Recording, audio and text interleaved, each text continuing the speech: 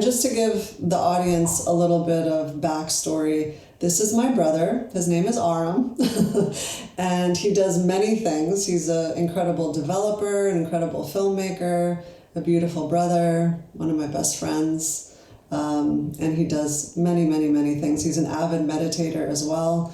So I thought it'd be interesting to bring him on the show and ask him a few probing questions. He likes to go very deep, so I'm hoping we can do that today. Anyway, I was thinking about something you said last week. You were talking to me about how you started doing some acting improv.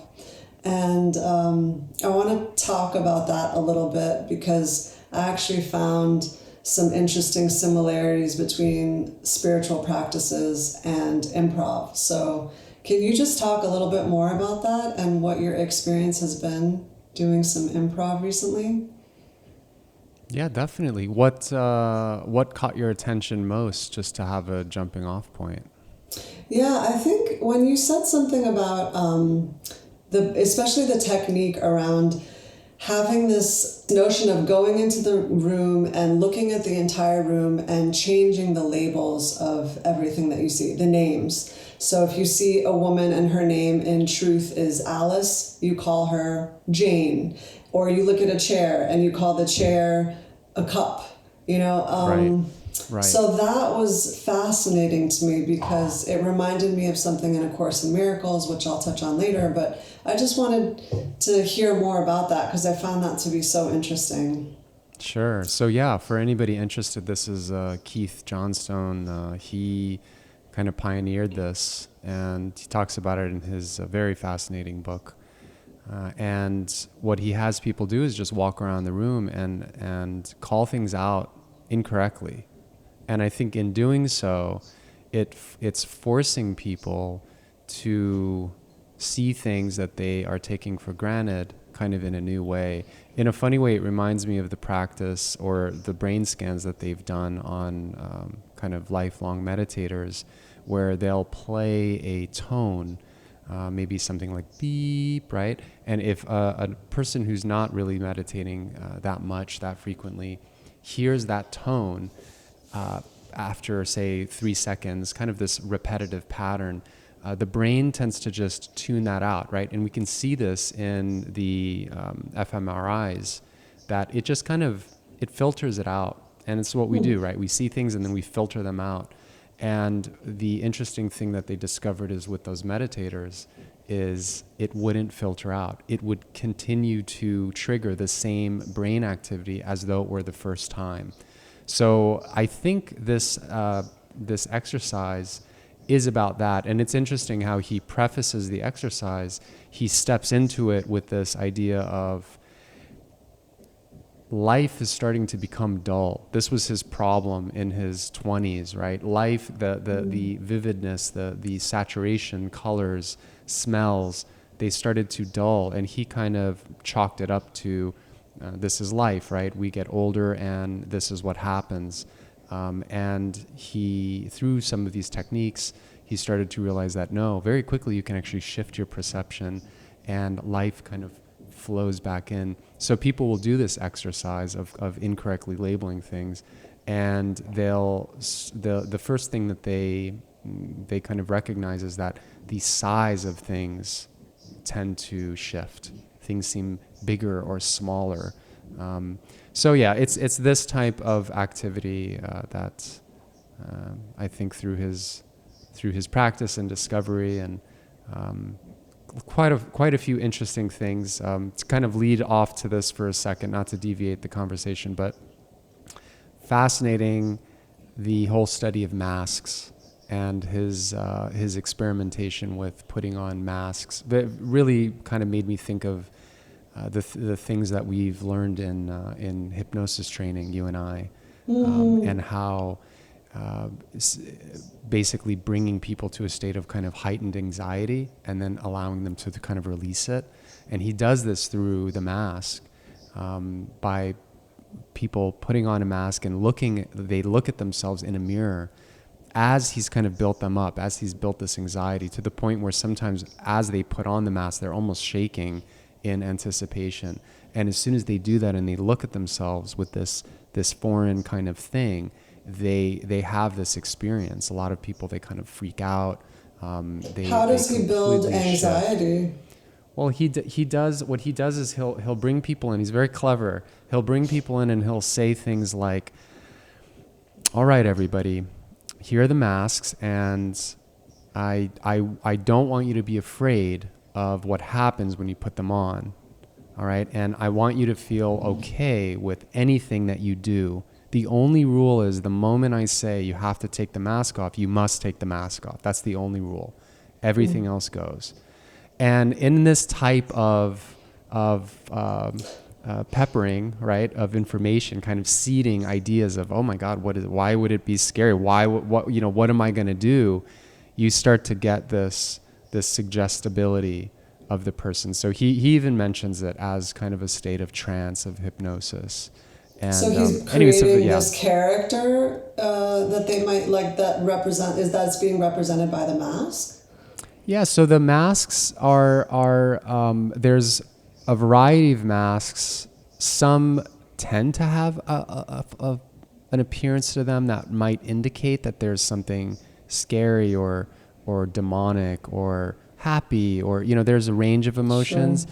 But more than that, it's how does because I think for improv, right, very important to not bring in so much story, but like, how do you relate to it? So it's very individual, but people tend to have a relationship with a specific mask. So, Jane might have a very specific reaction to this particular mask. When she puts that on, even after several sessions, she tends to kind of go to that place. That type of temperament and personality seems to emerge when she uses, that particular mask. So yeah, I think it's a pretty interesting thing when you get into even his history around.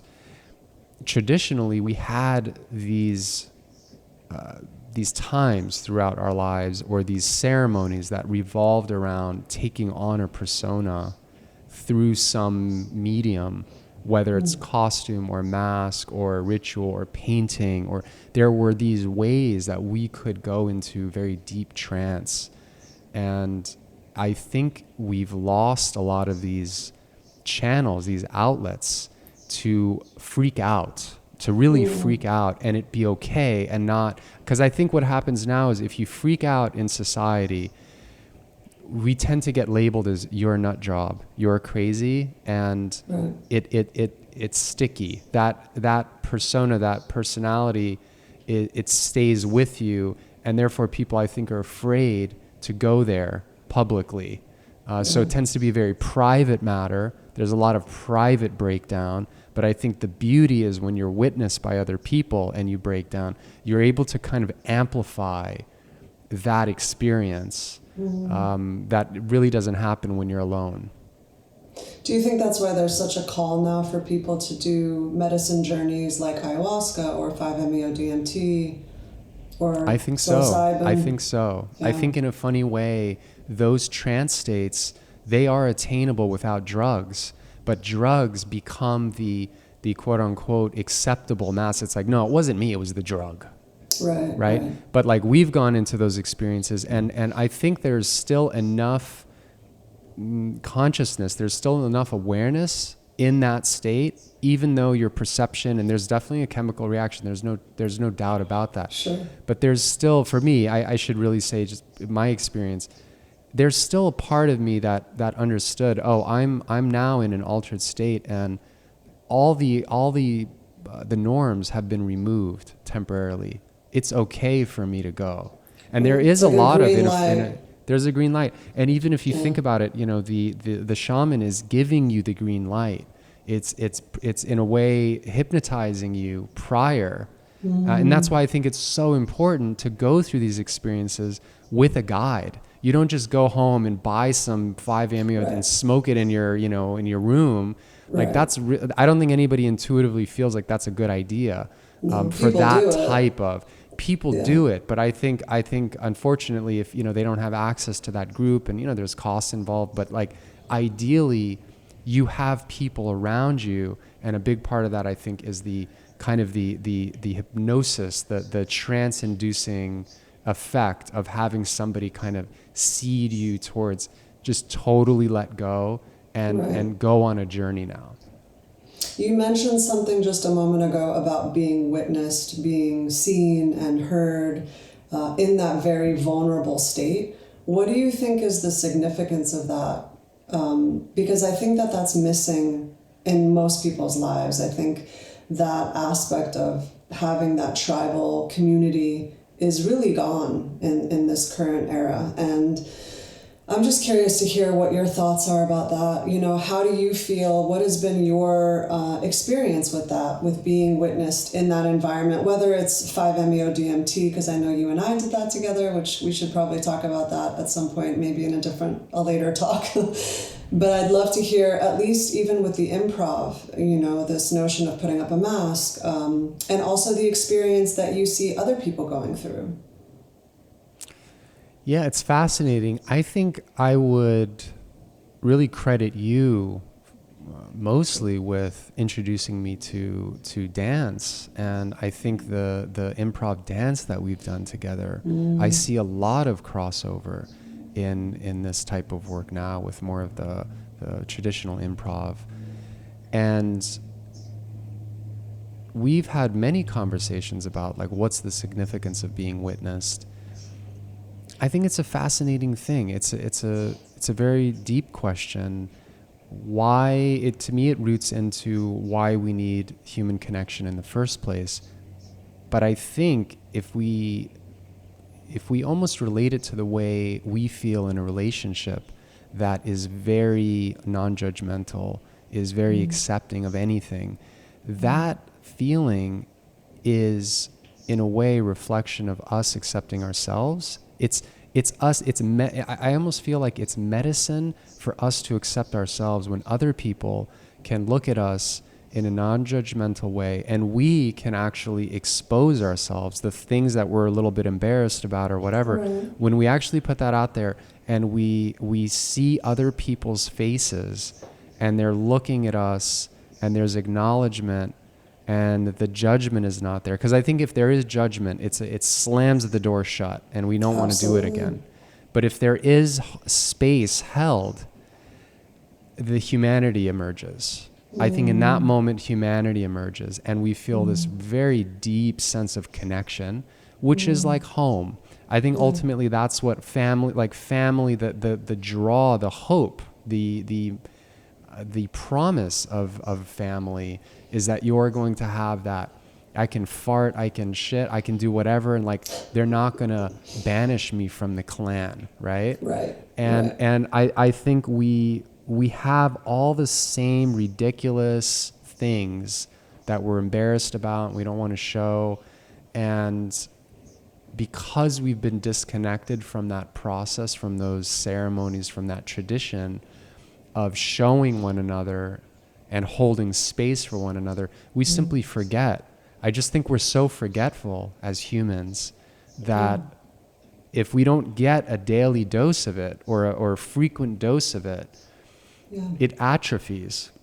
That capacity atrophies, that memory fades, and we suddenly feel alone. We don't even make the connection that's why I feel alone. It's because I haven't been getting my medicine in exposing myself and watching other people expose themselves and holding this shared space. That's kind of my take on it, on the significance of it. That's incredible. How do you think people could do that when they have a more superficial relationship? Let's say in a work environment, do you think it's possible for people to hold that space or to create that level of vulnerability somehow so that that's felt even in some way on a small scale? I think it would be, interestingly, you bring up the improv initially, and I think maybe that is, because we can't control what the rest of the people around us do and how they relate. Yeah. But there's something beautiful about coming into a situation and just reflecting on it and being ultra present, hyper vigilant in your awareness to what you're feeling based on what you're seeing, what the other person is really really saying, and what are they really showing, not just with their words, but with their whole body. And definitely that's the beauty, both of the dance improv and with dialogue and other forms of improv. It's, if you're not listening, the moment you're in your head, you've lost it, and it in a funny way it dies. The scene doesn't progress because you're now two people actually alone. And you can feel it in dance, right? It's very immediate, because you can't get conceptual.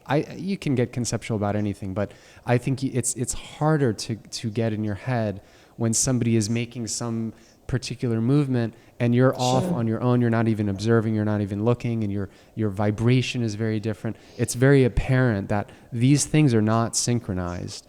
But the same thing with dialogue, right? Like somebody does something and you have a clever idea. Oh, I can be funny if I say this. And you're clinging to that idea, and you come in and it instantly kills the scene. Or you might get some laughs, but you know that, oh, that was clever. It doesn't really evolve. And it's funny how the simplest things, again, this is, what Keith Johnstone talks about, right? Like it's the simplicity that's actually really entertaining. It's his struggle was all these students would come in, and he says they would try to be so smart, they try to be so intelligent and clever and novel, and it's everybody's trying to do something that's never been done before, and he was like, it would fail. The thing that was most entertaining was the simplest, stupidest, most cliche concepts, but just done again, and with authenticity, they would hit every time. So I think, that would be kind of my answer to this, is can you show up in the hard, difficult situations and still just observe and open your eyes?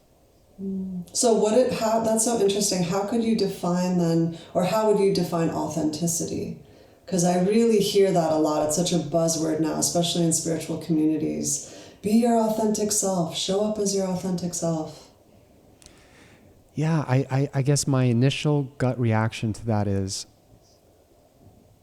as we tune into the voice, right, the voice, we have these decision moments where we go, that's what I really feel and that's what I really want to say, but I'm embarrassed of that, right? I don't want to show that. It's authenticity is, I think, consistently, more often than not, saying that thing that is embarrassing, that is difficult, that is uncomfortable. I think the more we lean into that discomfort, the more that muscle, because there's an incredible freedom in that, right? I think that's the beauty, again, back to the improv, is there's an incredible freedom to go, I have no idea what the fuck I'm going to say, but here it comes. And you say it, and even hearing it come out of your mouth, can it almost be surprising? Can you get that open with it? It's a scary place to be, but it's also very freeing, because at that point you've let go to make a full circle, right? You've really kind of relinquished control over, I'm going to control the situation with my words, with my being, with how I'm going to manipulate the situation. It's almost like you've removed your ability. You've shot that muscle that can manipulate the situation. Because how can you manipulate if you if you don't come to this situation, this relationship, with this preconceived notion of like, this is where I want to go. The moment you do that, you know that I have an intention of where I want to go. And now I'm thinking, I'm filtering, is this word, is this a phrase going to get me closer to this situation, to that end goal? So you're controlling, you're manipulating. And again, not to say that your intention is negative. It can be very beautiful, positive intention, but there is still this sense of like, I'm guiding this thing towards this end result, as opposed to showing up and just saying, here it is, I'm laying it out. I don't know what's going to come out of this. It might be good for me. It might be good for you. It might be bad for me in terms of discomfort, but here it is. Would you say that that's being vulnerable? I think absolutely, because vulnerability is that feeling of loss of, in a funny way, a loss of control. I don't know if this, what I'm doing or what you're doing or what this situation is going to bring me comfort and safety and all these things. And putting yourself out there and potentially getting that face of rejection, of disgust from society, that's very scary. That's, I think, the core of it. That's just so uncomfortable. Who wants to experience that? Who would willingly go in and experience that if you had an alternative? Right. Few people. I wonder where that fits in, or how that fits into somebody feeling like they're trying to embody a different them. You know, they want to somehow be a different person. They want to be someone who feels empowered or who feels joyful, even though they don't. What would you say to somebody who's walking around feeling sad or depressed even, or maybe just not joyful? You know, would you give them the advice to just be the authentic them? Or, you know, where does that fine line between embodiment of a new you, how does that play into being authentic? And what's the bridge there? That's a difficult one. Yeah, because I think it's so easy to just spew out when you're not in that very dark place something that doesn't really do anything for the person, you know, but we've all been there. And I think for me, I tend to, I think there's two questions here that I'm hearing, and I'll pull them apart. But I think on one side, for me, the dark places, it tends to be about physicality.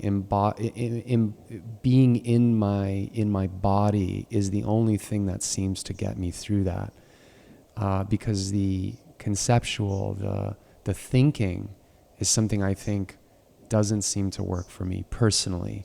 So for me, it's, I have to be outside. I have to be physically moving as much as possible. And I love the age that we're in, that I can listen to voices like you to fill my ear as I'm physically moving my body. And I think the end goal there is to get me out of my head, right? Because it passes. Ultimately, I think, you know, through the passing of our mother, right? Like, the thing that is incredible to me is that there is this hidden wisdom that emerges when it's needed. And I've come to love and trust that I don't have to know how to cope with something necessarily, but that I can, if I almost get out of my own way, let the bodily kind of wisdom and these ancient things, mechanisms that are there that we have no idea how they function, let them kind of kick in and that healing process work. So I think that's like on the very practical side. But I think this other idea of like embodying a different idea, a different version of yourself, I think that's really fascinating. And I think that in a lot of ways, I can see this if, for me, music will do this, right? I can listen to a piece of music and it will instantly shift. And I almost think sometimes, am I manic, or is there some like bipolar thing? Because I can go from like kind of an okay low energy state to like a very high energy state from this music. And if I think about like what that is, in a way, to me, that's like putting, that's like playing with an idea, a persona. As you, again, move your body, you dance, this thing emerges, this person emerges, thinks differently, behaves differently, starts thinking about new futures and new ideas. And again, in a funny way, it almost feels as though that is a costume that I've put on for that period. So I think there's something really valuable about faking that and bringing those states on, even if it feels very artificial, in order to induce a new perspective. Even if that goes away, even if you know as you're doing it that this is fake and I'm faking it, makes me think of laughing therapy and, you know, laughing meditation. And like, you do this thing, it's a two-way street, right? You physically change your breathing and it changes your mindset, as your mindset can affect your breathing. So I think finding these bidirectional pathways are incredibly useful tools to switch our mind states. It reminds me of what you were saying about the masks. I wonder if we practice that enough, does it become natural? Can you get to that point really quickly? You know, you've practiced it. Oh, Jane goes to this mask, and in a matter of seconds, there she is. So at what point does the mask actually become you? You know, how long does someone have to practice something until it stops feeling like a mask? Right. You know, what's that process? Have you had that experience where, you know, you mentioned we've both had states and periods of our life where we've been extremely sad, even recently, you know, with the loss of our mom a few months ago. What is that process for you? What is that like? How do you get to that point where you use that mask over and over and over again until it just feels like it's no longer a mask?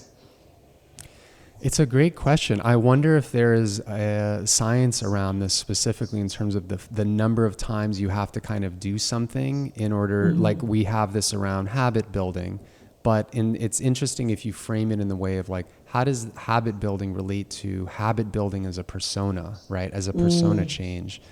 And I wonder if there's like, you know, after 3 times, after 5 times of entertaining this idea, right? Envisioning yourself in this way, does it start to now become more and more of a possibility? Because I think at the end of the day, it's, can you actually imagine yourself, truly imagine yourself as being this way? And it's so alien to us when it's nothing that, it's something that we've never really worn, we've never put on and experienced. Yeah. It's so alien to think that that's possible. And I love situations that one can get into and test and try on and be playful with, without thinking this is something I have to commit to long term. I think in a lot of ways our structure around career path is flawed, because in a lot of ways we don't have these ways to test easily. Hey, what does it feel like to live this life, right? This idea of like, you know, shadowing somebody, ghosting somebody during their work day is incredibly valuable. I think back to my experience, you know, doing my last year of high school. It was 100% internships, right? Every other high school kind of kicked me out, and they were like, we don't know what to do with you. Go and do these internships. And because I wasn't around other kids and it wasn't that atmosphere of, you know, this classroom setting. It was real life, right? Going and working at a stock exchange, going and working at a game company. Like, these experiences gave me a real insight into, oh, that's what this life is like. Is that something that really draws me? And I almost wish that, could we do something like that with people, not necessarily in their careers, which is kind of what I'm hearing you, but like, can you do that with states of mind, right? Yeah. What would it be like to be around a person? What is their life like? The person who's happy-go-lucky, who is an avid meditator. It's not even about the activities, right? But it's like how they're thinking. It's a very difficult one because you can't really get inside someone's head. But in a way, if you're around somebody and you're listening to discussions around a subject, I think that's really kind of what you're trying to do, is come to a place of like, what is it like to live my life, my world, to shift my worldview to closer match this person's worldview. What does that feel like? Like the joyful internship. Yeah. I love that. There's your next startup. But I'm wondering still, where does the authenticity fit into that? Because if we're doing the joyful internship, let's say, and we're not feeling joyful, then how does one bridge that gap between, I'm feeling really depressed, I'm feeling hopeless, but I get inspired when I listen to people talk about being able to change your state and embody a new one? How does one go about taking that bridge, you know, is because I do think that there is a lot of value when somebody has this community and ability to feel witnessed and seen, and even for them to feel that they can release some of these things that they've been holding in. You know, all of that is important, and to show up in a very present way, like you said, with someone, and be vulnerable. So I'm still confused about how someone does that. You know, how can we help our audience? Maybe there's somebody who's watching right now who feels really sad or lost or hopeless. What would you tell them to do? You know, how do you get them to that joyful internship, let's say, or any of the different masks and places, things that they can try on, you know? It's a really it's a difficult one to anybody listening who's in a difficult place. I love you. I'm sorry that you're going through this, and I think I would say, if it gives you any solace, that I personally didn't think I would have the capacity to endure certain depths of pain and suffering, and I'm amazed at the human capacity, the spirit, what it can really endure. And there's something oddly strengthening at the other end. Not so much in a way that is this almost competitive, I'm going to go and now conquer some higher mountain. But there's this strengthening in this almost knowing suddenly of like, I actually don't know what my capacity is for anything, right? I don't know what the upper limit is for anything.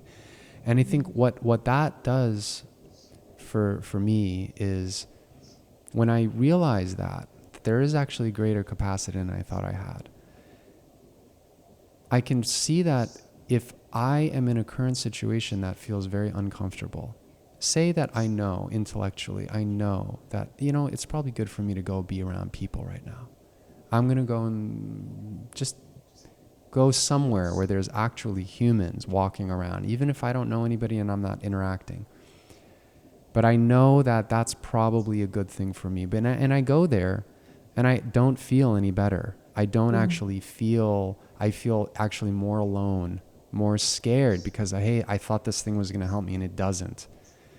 In that moment when I remember, oh, capacity, right, it almost gives me room for that to mature, right? For that experience to go, let me sit with this discomfort for a little while and see what happens.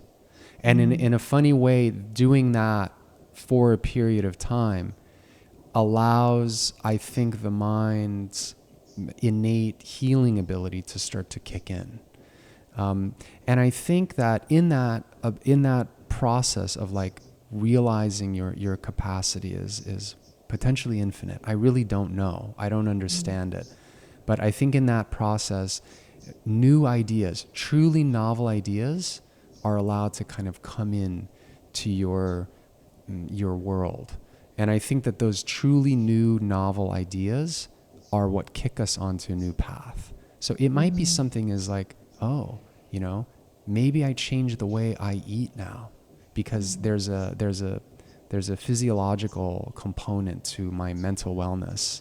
And that's a new idea, right? And I've now shifted this, and I had no idea that it was going to have such an impact on my mental state.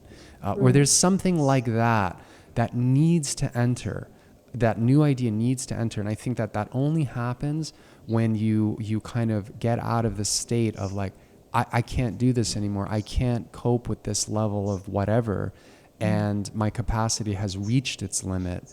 And therefore that becomes the dialogue that now cancels out. It crowds out any other new ideas from entering.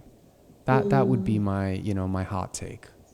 And I'm sure it works, at least it's been my experience, that my capacity on the positive end of the spectrum to love seems like it's surprising. You know, every time I think, oh, I can't love this person more. You know, I feel that way about you, about my children, you know, my family. It's shocking when I think, oh, there is no limit to this. there really isn't a limit to how much I can feel that I love somebody, you know?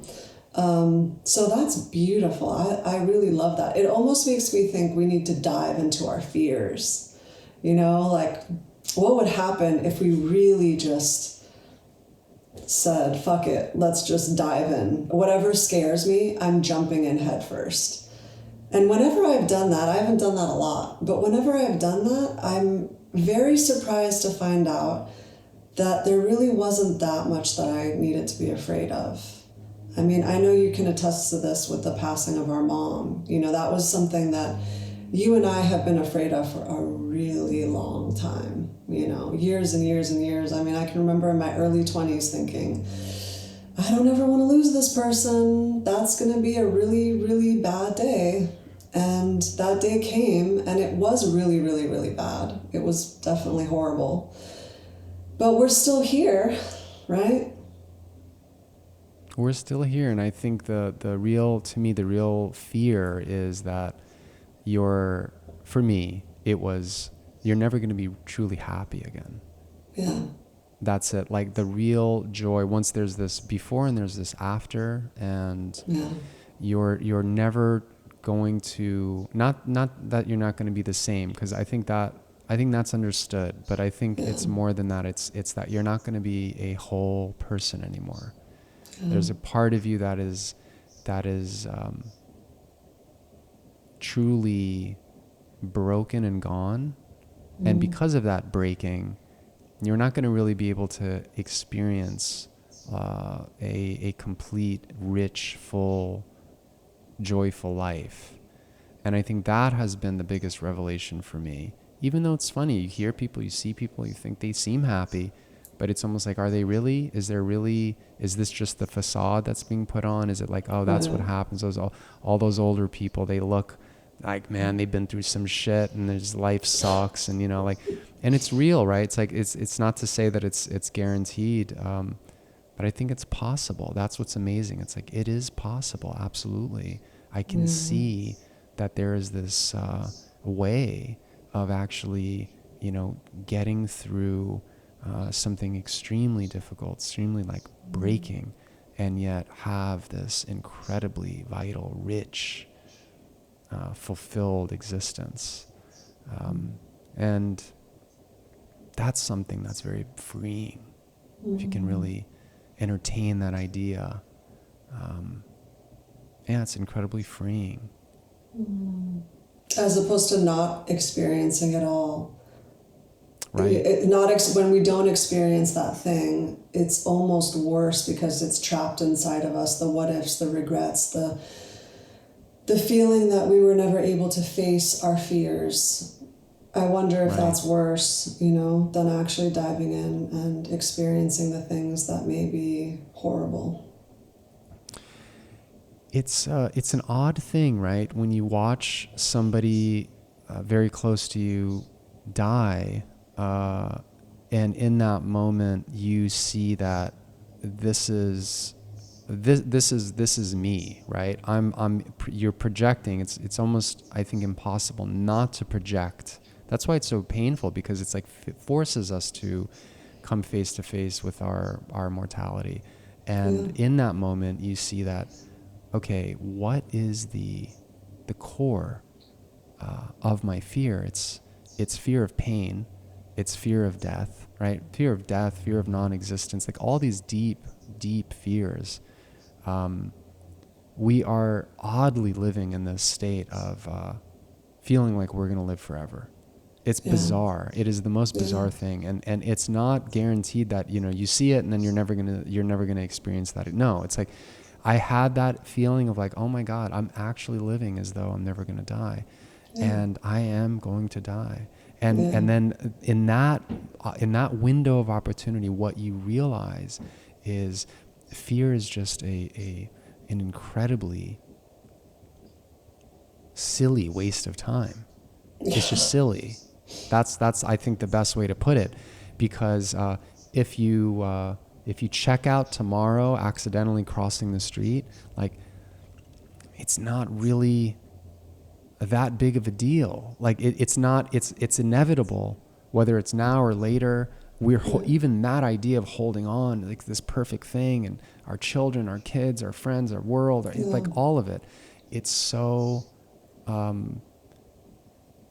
not that serious.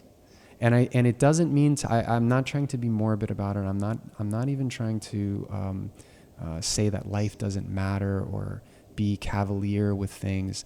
It's not that. It's that as you relate to this thing, if you're relating to it in this way, that fear is at the foundation, versus I'm relating to this thing and I'm doing my best and I'm loving it and I'm enjoying it, or I'm hating it, or whatever the emotion is, but I'm fully with it.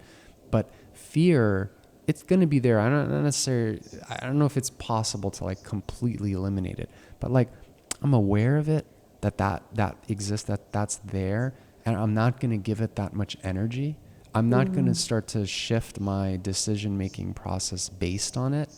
Very difficult to do. Very difficult, right? Sure. But if we can have a discipline, a practice that puts us face to face with this and gets us to kind of think and ponder it and potentially shift our decision-making away from that, I think this other world opens up. This very magical world opens up, because that's ultimately what I think our souls are craving. So I think those are the opportunities. They come and they go. There's even the loss of a close loved one. It's not a guarantee that window of opportunity is going to like stay open. You might see it and then it closes again. It's a very pernicious state of mind that I think permeates our society, and in a funny way, we are encouraging through our relentless pursuit of pleasure seeking and comfort.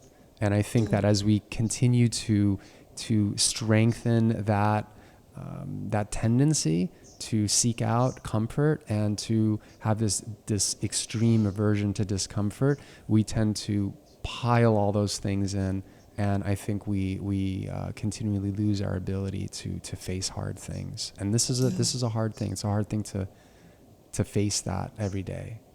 Yeah. Yeah, I think that's why you and I have talked so much about the benefits of jumping into an ice bath or doing breath work and, meditating for long periods of time. These are not things that are fun in the beginning, or maybe they're never fun. Jumping into an ice bath is never really that fun. But it does create this certain level of grit, this level of us being able to be okay with something that's uncomfortable. And then what does that do? How does that become the launching pad to allow us to now do things that would require us to overcome our fears, no matter how small those fears are? Yeah, it's very interesting. So that said, I did want to ask you a question, because I know we have to wrap this up soon. What is it? I want to ask you a few questions. The first question is, what is it that you're currently afraid of in your life? If you could just name one thing, one fear. Afraid of being alone, not finding a partner that I really I love, and afraid that I've missed my opportunity to build a family. Afraid of financial situation, that I'm not going to be able to have fulfilling work. I'm not necessarily afraid that I'm going to not survive, but afraid that I won't be able to do things that I really love doing because I have to eat. And I think those are the big fears. And then I think the fear around not like really living up to what's possible. Getting lazy, letting my fear. I'm afraid of letting my fear destroy my chances of like. I don't even say like being fulfilled. It's like. Adding something to this planet, to this world, to society. I think it's not even about like leaving some kind of legacy. It's like, did you serve your purpose? Like literally your purpose on a non-human level, like your purpose in maybe the mechanism of this, us creating plastic on the planet for some future species that's going to emerge. Like at that level of abstraction, like purpose, like that's what I'm afraid of not fulfilling. And then can you share with me what you're excited about? What excites you the most in life? God, that's a tough one. Right now, it's nature. Yeah, it's just there's something about this excitement around. There have been experiences in my childhood of an absolute wonderment around natural events, nature in general, and I haven't experienced that for a long time. I have the memory of it, but I don't have the current experience of it. And there are these glimmers that I might be able to experience that again one day. And it's not, I've realized now it's not an experience that you have. It's a state of being that you can embody, and then that just comes. And I think the glimmer is that's not an age-related thing. That's not age-bound, which is what I thought. Very similar to what Keith Johnstone was saying, like it just gets kind of dull. Yeah. And yeah, hearing people, and obviously the sages of the ages, they've talked about this, and you know the incredible like wonderment, joy that's possible, and it's an inside job, right? But to like really get in tune with that, and to start letting go of all the stuff that I thought, oh, that's what's actually like meaningful and worth pursuing, and going like, yeah, might be broke, might be nobody in terms of career and success and all that, and might be alone, and you know, all these things, but still totally possible, inside job. You can have that experience that's just wow. And what makes you feel like you can have that experience now at this point in your life? Seems like the things that are leading there is the discipline of openness, of showing up, of authenticity, of vulnerability. All those things seem to lead to deeper connection. All those things, oddly, and I tend to be skeptical of anything that is too voodoo. If it's difficult for me. It's been historically difficult for me to do that. And yet it's hard to deny that if you start opening up and saying yes to things, then bizarre things start to happen. And I think it's worth experimenting with, you know, if anybody's listening and they're skeptical, I think it's really worth playing with, and not even fixating on it's like, oh, I have to just what does that do? And it might be as simple as, oh, randomness. You know, you open up to randomness. You've turned up the volume on randomness, and randomness is what you're experiencing. It almost doesn't matter, because the outcome of it is very odd, very bizarre, and there's something positive. I want to say that there's something positive about it. If I were just to chalk it up to just pure randomness, I would imagine like, oh, there's a lot of negativity as well as positivity, like, but there's something about it that tends to be biased towards almost like you've tuned into something that's correct for you. That's how When you're that's how I'd open, state it. when you stay open to the possibility and vulnerable and authentic. Yeah.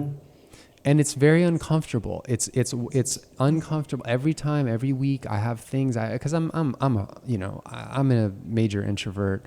I could be a total hermit. Like it takes a lot of effort for me to engage with people, and so it's a battle every time to say, oh, I don't want to do this thing. I could flake out. I could not go. Let me forget that. It's a waste. Right. To consistently be in that state of, okay, you know what, I'm gonna, and almost every time, I'm so glad I did that. My God, that other thing wouldn't have opened up if I didn't go and meet this person. Right. So it's almost, in a funny way, it comes to a point where it becomes almost scary to think that if I don't go and do something, the fear now of what am I missing? Not in that thing, in the Yeah. direct experience, but in what that's going to lead to Sure. is starting to become a motivator, which is incredible, which is like, oh, That's now it's interesting. becoming harder to become a hermit and to just turn in and stay in my head. That's so interesting. That's beautiful. And I'm sure it also changes your relationship in the moment with the person that you're relating to. When you're open, your conversation is very different. Your love, yeah, Absolutely. everything. I mean, I'm sure everything is so different when you're not in your head, when you're not in that fear-based mode of being afraid of being vulnerable. Absolutely. Yeah. I encourage everybody to, on that note, to get into improv of some sort. And Yeah. Life as it's a, improv. well, it's an incredible, I mean, I think that's why the business community has kind of latched onto it. And a lot of other industries are kind of co-opting it because the outcome is very universal in your Yeah. ability to relate to people and formulate new ideas. And so, Right, because yes, we're not blocking things anymore. We're open to right, whatever is to right, come, which is a really exciting way to live. right. Which is what, if you think like, in a very simplistic form, the kind of the AI revolution right now, the large language models, like ultimately that's what they're doing in a way, is they're able to make connections that we're just missing. Right, And in right, having this ultra connectedness, right? Because like take all the data and you put it all together in a way that's actually like connected. right. Suddenly you can ask a question and it was there all the time, but now we Yeah, can see it, right? So I that's think that beautiful. as an idea, it's something that we can actually incorporate in our lives. It's Right, non-technical. It right. is at the core being open to make new connections. Yeah, that's very, very true. It's a way to deeply relate and connect to everything. Definitely. That's beautiful. Thank you so much, Aram. I Thank you, love Margot. you. I Thank you. love This was you. really fun. Yes. Thank you for having Yeah, me on, and yeah, it's my pleasure. And thank you for your audience. And hopefully there was some interesting nuggets in here. And yeah, yeah, hopefully we'll do it again soon. absolutely. I I'll love see you you. soon. I love you too. Bye. Bye.